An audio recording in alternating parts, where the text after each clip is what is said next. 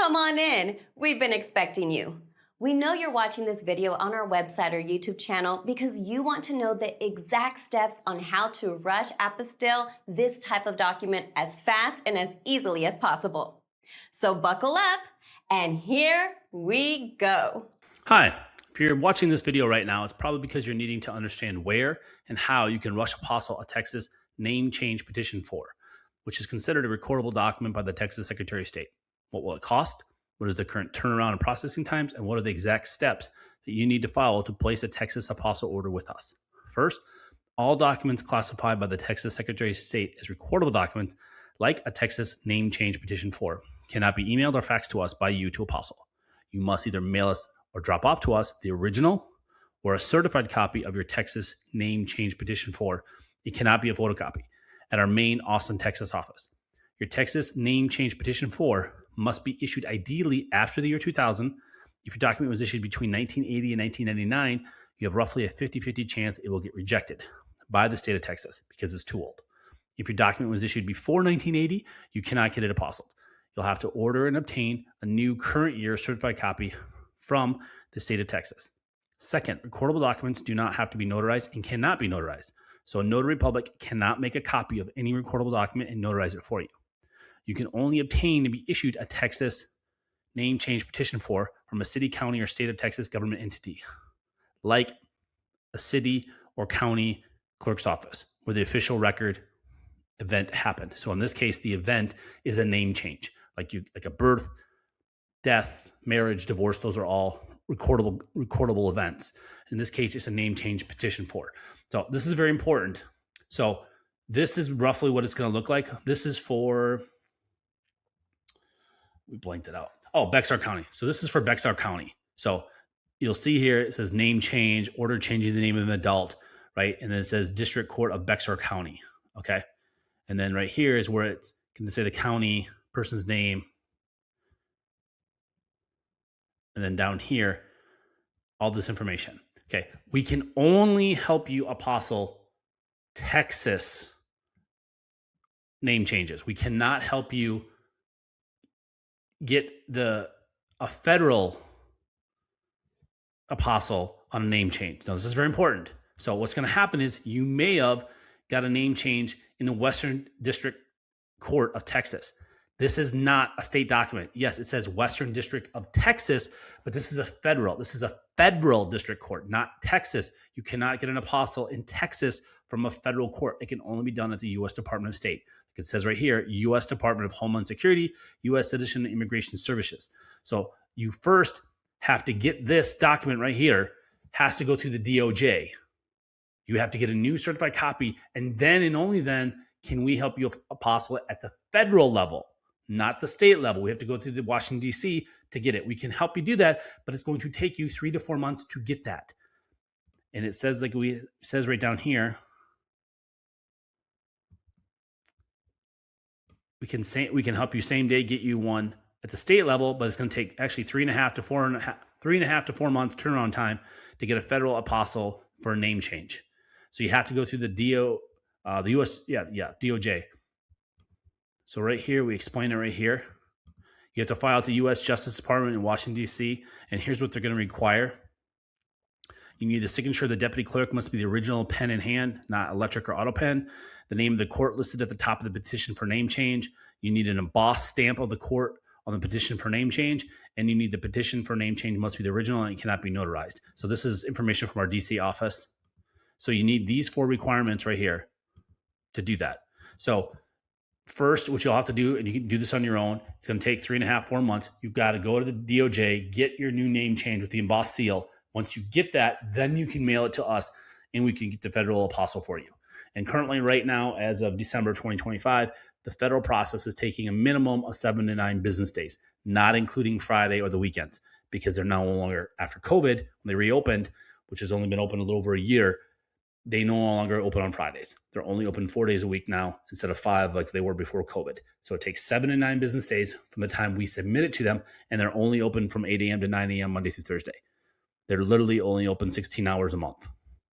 So it's, I would bank on it's going to take at least 2 to 3 weeks to get the federal apostille once you get it, you go to the DOJ and you get the federal name change with all these requirements. So make sure you have to have all these requirements on that to get that, just to make sure.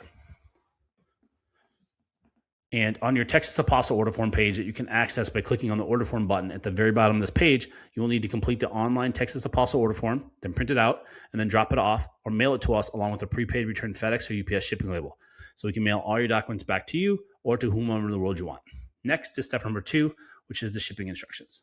This is step 2. This is all going to be about shipping and how you're going to get your documents to us and documents back from us. We're going to walk you through what you can and can't do. So first thing is, we get asked all the time, and it's on one of our FAQs, who do we recommend you ship documents with? And that is unequivocally FedEx. We've been shipping for 16 years. We've shipped to 6 continents. We haven't done Antarctica yet. Knock on wood. Hopefully we'll get them. We've shipped everywhere in the world for 16 years. We ship only FedEx to our DC office when we do federal documents and embassy documents. And in 16 years, we have never, knock on wood, again, FedEx has never lost one of our packages or damaged any of our packages enough that we couldn't get them apostilled. And they are easily the most affordable of all the 3 big carriers in the United States. Most people don't know that because they're shipping wrong, and we're going to explain to you how you do that, how you get the big savings, and how you should use FedEx. So you have to use FedEx one rate. Most people don't do that. The vast majority of people just pick FedEx and they get a quote that's high, and they end up going to UPS or USPS. If you use FedEx one rate, and we go through how to do this in great detail with a long video like this and screenshots. So if you just want to do screenshots and read that page, that long page, it will do step-by-step how you create it right here for FedEx and for UPS. So if you use FedEx one rate, to give you an example, Austin is in Central Texas.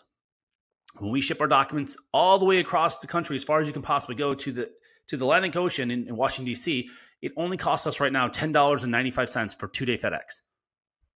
We can't even ship that regular mail for that in Texas. When we do quotes that we do frequently, UPS is over $40 for that same delivery to the same address with the same speed. And even the post office is over $23. So you're talking, it's over twice to do the post office and over 4 times to go to UPS. But you got to use FedEx one rate. So that's the secret, the little secret. Just click on here and that will walk you through to do that. Now we understand if you're shipping to South America, Central America, and some places in Europe, it's very expensive to ship FedEx or UPS, and you have to do DHL. We will accept DHL. It's just going to take longer because they don't have offices. So it's going to delay it by a day, because normally it's the next day after it gets apostilled, then we'll drop it off. So that's what we recommend. Go there. Either of these will walk you through how to create it. And you can do this online anywhere in the world. You can create this label from your apartment, from your house, wherever you're at. You don't need to leave your house to create the label. And then you just print off the label and then you mail it along with your documents, or you can email it to us as well. Either way, because it's always going to be a PDF. And so then you got to make sure you download the original PDF. It can't be in a Word document, or you can't take a photo of it. The FedEx or UPS, when you're creating the shipping label, will always give you a PDF to download. And then you just have to print that PDF off and mail it along with your documents to us. Or you can email it to us if somebody else is mailing your documents to us. For example, which I'm going to get into, if you're going to have Texas Vital Statistics or Texas Vital Records, it's called, it's the same place in Austin, Texas, they will create certified copies of birth certificates and death certificates for all 254 counties. So a lot of our clients order a new birth certificate or order a new death certificate that they need for another country, and they have Texas Vital Statistics directly mail that to us because they're located somewhere else in the United States or somewhere in the world, and it doesn't make sense for them to ship it all the way, the cost to ship that document and the time it's going to take to Europe or China or anywhere in the world, when they'll just send it to us. Or they'll have at the local level, if you're doing marriage license, a marriage certificate, divorce decree, divorce certificate, something like that, that can only be done at the county or the city level. So, Travis County here in Austin, Harris County, Dallas County, El Paso County, Tarrant County, Bexar County, any of these counties in Texas or the cities, you can have them mail your divorce or marriage documents or birth or death documents to us directly. But this is very important. You cannot put your address, your name on there. What we've had, it's a couple times now, and it's been returned, is you have to put our, again, this is common sense, but you have to put our name, our company name, and our address on there. You think that makes common sense, but what they're doing is they're putting their name when they're ordering this from the county or the state. They're putting their name and our address. So they're putting their address or our address and their name. Well, there's no such thing. And so our office will not sign for it. Our office desk can't sign for it because they're not on the lease. We have an office that we share with like 67 different offices or other businesses, different offices within the thing. And there's a shared reception area, and they sign for documents and they accept documents and stuff. Well, they can't accept it because there's nobody on the lease. It has to be our name. And so it's going to get returned. And that can be a problem if you're shipping it, if you're over in Europe or something and you ship the documents from Texas, it's going to get returned to them. So just please make sure you have to put our address on it. If you want, you can put our company name, and then you can say attention to you and say, maybe you put your name on it if you have to. And then our address and our phone number, that's fine. That we shouldn't have a problem. But you got to have to make sure our name, Apostille Texas, is on when you're sending it to us. You have to make sure that's on there. And then the other thing is on the prepaid shipping label. So when we get done apostling your documents, you have to give us a prepaid shipping label, and you can email that to us. You can mail that to us along with your documents, or when you drop off documents to us, you can have a shipping label, and you can only drop off in Austin, Texas, no other city in Texas. You can only do it in Austin. You can only get an apostille in Austin from the Secretary of State. You cannot get it done in Houston or Dallas or El Paso or San Antonio or anywhere else. So if you're going to drop off, which we don't recommend to do, and we're going to go over that in step 3, why, but then you can drop off a prepaid shipping label as well. But on that shipping label, you cannot put our information on there. So you have to put your name, phone number, and address, or a coworker, a friend, a family member, a business. It doesn't matter what you put, but you cannot put our address because we'll get billed by FedEx or UPS or DHL if it goes through customs, or there's more. If your shipping is they want to charge more for shipping, like you didn't pay enough. So that's in the upper left-hand corner. So when you're saying, so you're creating a shipping label, and it's asking where it's coming from. Okay, we're not the shipper. We're not the importer. You are creating the shipping label. You are the importer if it's going overseas, to another country. So you have to put that whoever's sending it, but you can't put our. It's coming from Austin, Texas, but we're only dropping it off. So you can't put our information. So again, we will not ship your documents back to you if you give us a shipping label with our information on it, especially if it's to another country. We will not do that. We'll email you and contact you and say, hey, we need a shipping label. It says right here, we did videos, we've done screenshots. We tell you, you can't do that. So you just have to give us a new label that has somebody else's address on it. Again, this is never going to matter because it's only there if FedEx loses it, meaning the address that you put on it doesn't exist. Then they return it to the sender. So you don't want it to come back to us anyways. You want it to come back to you. So, or to whoever, a friend, family member, coworker, whatever, a lawyer, wherever you want. But just got to make sure when you put the shipping label, it can't be our address. And we go over that right here on both of these as well. And then if it's shipping overseas, you have to do a customs invoice. Okay. So that's not all countries, but almost all countries, when you're sending documents, they want, they call it, sometimes it's called a customs invoice or a commercial invoice. You're going through customs to another country. You don't have to do this domestically, but if you're sending it to like Canada or Europe, China, Australia, Middle East, South America, they're going to want they want to know what's inside the envelope. And so you can click here for FedEx and here for UPS. And we already have a pre-filled out for you template that we've worked with both FedEx and UPS managers to help us strip off all the crap on those forms because it can be confusing. You don't need it. And we just have it all pre-filled out for you. And all you got to do is put your information on there, the address, and then sign it and date it. That's it. And then you can print that off and mail it to us or email it to us or drop it off when you drop off your documents to us when we want to return it. So again, that will go through here, both of these. And again, some countries don't matter. Like for example, Mexico, you don't need it, but a lot of people do it anyways just to be safe. And we'll just stick that in there with the package when we're mailing it, the customs invoice. But for sure, I know Mexico doesn't care. At least with documents, packages, they will care. You have to have a customs invoice. But when it comes to documents, they don't care. So yeah, that's pretty much it for shipping. Thank you. This is step 3. I'm going to go over the current pricing that we have. And if you're going to drop off documents to us, and our turnaround times that are as of today November 30th, 2025. So if you're going to drop off documents to us, what you're going to need to do is you're going to need to print off our order form that you do online, which you're going to click down here, right here. By clicking this, you'll go to our order form page, and that's what you're going to fill out online and then print it out. And there's another video there that will go through how to fill out the order form and all that stuff. So if you're going to mail your documents to us, which is what most people do, you print out our order form, and then you send that along with your documents like we state in step 2, you send it to us. If you're going to drop off your documents to us in person, which does not speed up the process, and I'm going to go over that, if you're going to drop it off in our Austin office, which is the only location, not Houston, not Dallas, only our Austin office, you can drop it off, your documents. So if you live in the Austin area, you need to print off our order form and then bring that in along with your documents. And then I'm going to go over right now our cutoff times.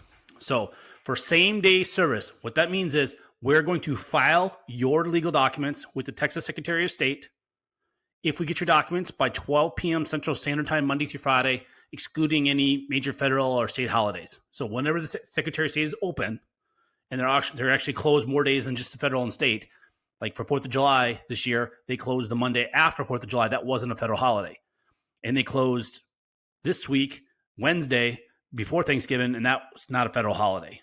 Or Black Friday, they are closed as well. That's not a federal holiday, but they're closed. So they're closed for 3 days this week, and they'll be closed for 3 days for Christmas. They've already announced the day before Christmas Eve Day. So Christmas Eve Day, which is not a federal holiday.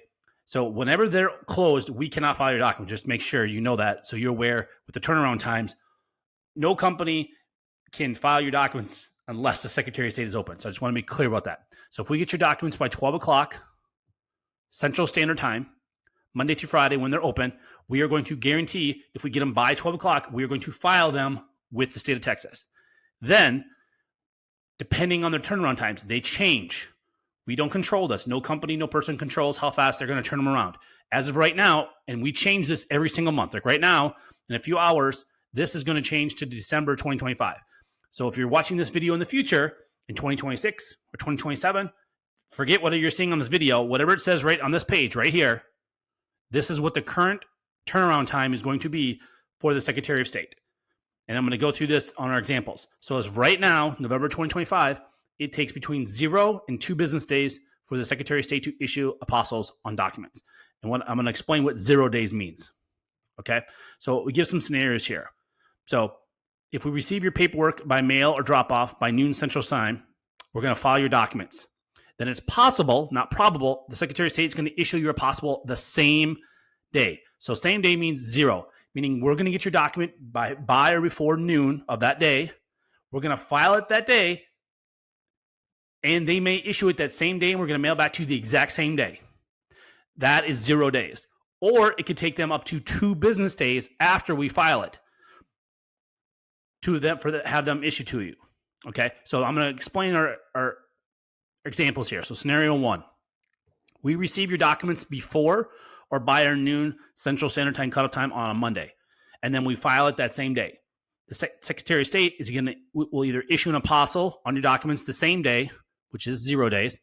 The next business day, they might do it, which is 1 day, or 2 business days. So the worst case scenario, you're going to get it and mail back to you is on Wednesday. So that is the best case scenario if we get your document by 12 o'clock. Okay.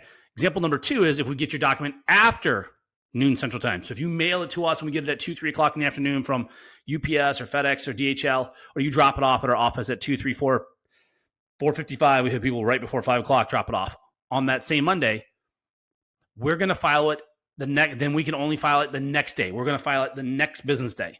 And then they could issue it that same day. That's 0 days. They might issue it the next business day, 1 day, or 2 business days. So worst case scenario, we can pick it up and mail it back to you on that Thursday. So again, both scenarios, if we get your document on a Monday, we get it before noon or after noon, it's going to be Wednesday or Thursday. So again, the absolute worst case, unless there's a zombie apocalypse or an orc uprising or alien invasion, if you do it on Monday, it's going to be mailed back to you on Thursday. Worst case, best case, it can be mailed back to you on Monday. So just to go through that. And I cannot stress this enough. If you're traveling to our main office in Austin, dropping off your documents instead of mailing to you does not speed up the process.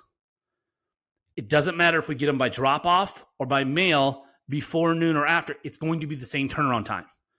Too many people, they don't read our website, they don't contact us, and they show up thinking it's going to be done the same day. And that's not possible because it's Secretary of State. It's up to them. They are going to decide if they're going to issue it the same day, next day, or 2 days. So please, unless you live in the Austin area, it does not speed up the process. Just overnight your documents to us, like we say in step 2, how to do it. Okay. And then these prices are as of today. These might change next year in 2026 or 2027 or 2028, whenever you're watching this video.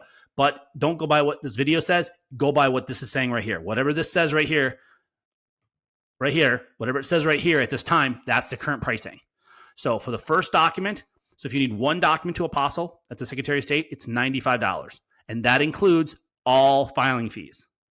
So you don't write us a check or a money order, a cashier's check. You don't send us money for the state filing fee.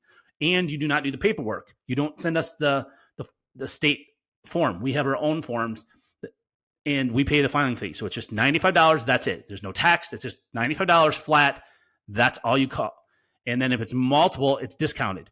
And this is just an easy little chart for you. If it's one document, it's $95. If it's 2 documents, you need Apostille, and this is at the same time, it's $170, 3, $245, so and so and so and so. So that's just the current pricing all the way. We just have it. And again, any additional documents are $75 each. And then when you're ready to order, you just click this button, and that's going to take you to our order form page for Texas Apostles. And again, this is only for Texas.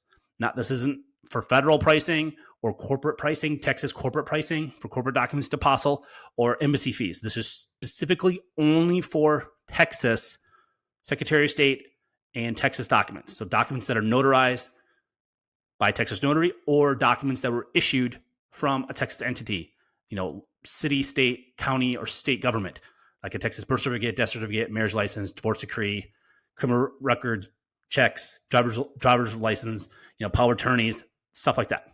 So that's step 3. Thanks.